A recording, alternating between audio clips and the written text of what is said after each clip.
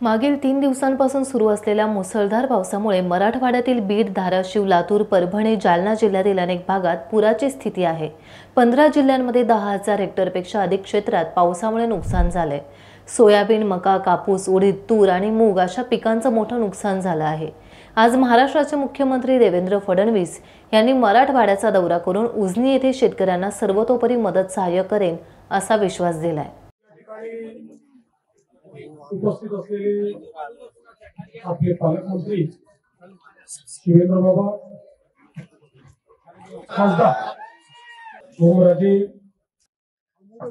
आपले आमदार अभिमन्यूजी, राणा दादा, आपले गिरीश भाऊ, कैलासजी, सर्वच या ठिकाणी उपस्थित सन्माननीय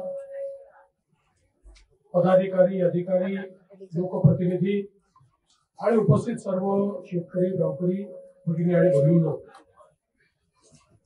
अतिशय मोठी अतिवृष्टी आपल्या महाराष्ट्रामध्ये आणि विशेषतः मराठवाड्याच्या भागामध्ये झाली।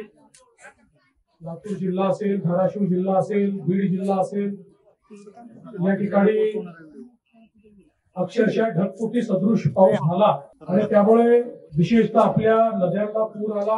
त्याचं पाणी आसपासच्या शेतीमध्ये शिरलं, पिकांचं नुकसान झालं, जमीन खरडून गेली, गावामध्ये पाणी शिरलं, लोकांचं घरातलं धान्य, त्या ठिकाणी घरातल्या वस्तू याचं नुकसान झालं, बऱ्याच ठिकाणी व्यापाऱ्यांचं देखील नुकसान झालं।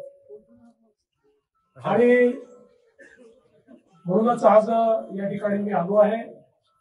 खरं म्हणजे यापूर्वी याच गावामध्ये मी 7 वर्षापूर्वी जलयुक्त शिवारचं काम बघण्याकरता आलो होतो आणि खरंच अतिशय चांगलं काम जलयुक्त शिवारचं आपण केलं होतं।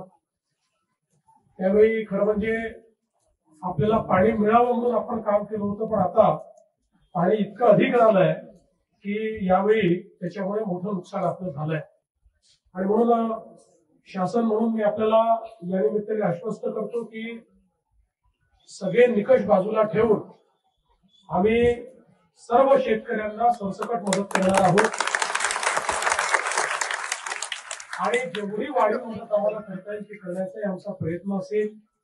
आणि एवढंच नाही, तर ज्यावेळेस आपण टंचाई घोषित करतो, टंचाईच्या वेळी ज्या उपाययोजना आपण सगळ्या करतो याला टंचाईत समजून तशा प्रकारच्या सगळ्या उपाययोजना या ठिकाणी आम्ही लागू करणार आहोत। या ठिकाणी ज्यांच्या घरामध्ये पाणी घुसलेलं आहे त्यांनाही मदत करणार आहोत, ज्यांच्या दुकानाचं नुकसान झालंय त्यांनाही आपण पूर्णपणे मदत करणार आहोत।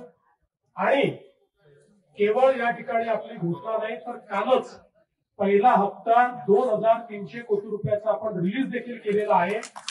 आणि आता जशी नुकसानीची सगळी पाहणी आपल्यापर्यंत पोहोचेल त्यावेळी जी काही अधिकची सगळी मदत आहे ही सगळी मदत आपण करणार आहोत। कुठल्याही परिस्थितीमध्ये शेतकऱ्यांना या ठिकाणी वाऱ्यावर सोडायचं नाही असा आपल्या सरकारचा निर्णय। यासोबत इन्फ्रास्ट्रक्चरचं देखील मोठ्या प्रमाणात नुकसान झालेलं आहे।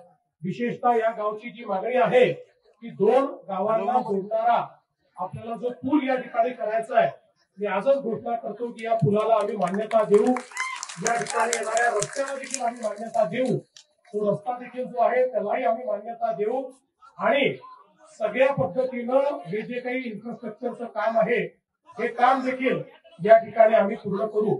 त्यामुळे कोणालाही चिंता करण्याची आवश्यकता नाही आहे। सरकार 100% तुमच्या पाठीशी उभं आहे। सरकार योग्य अशा प्रकारची भूमिका यामध्ये घेईल आणि ज्या काही मागण्या समोर आलेल्या आहेत त्या मागण्या निश्चितपणे आपण पूर्ण करू। मला अनेक गावांमध्ये या ठिकाणी पाहणी करायला जायचं आहे, त्यामुळे मी अधिक आपला वेळ घेणार नाही आणि जरूर ही सगळी जी काही आपली परिस्थिती आहे त्या परिस्थिती अनुरूप या ठिकाणी निर्णय घेतला जाईल हा विश्वास मी आपल्याला देतो। धन्यवाद। टाइम्स डिजिटलला लाईक करा, सबस्क्राईब करा, शेअर करा आणि बेल आयकॉन दाबायला विसरू नका। पाहत रहा टाइम्स डिजिटल।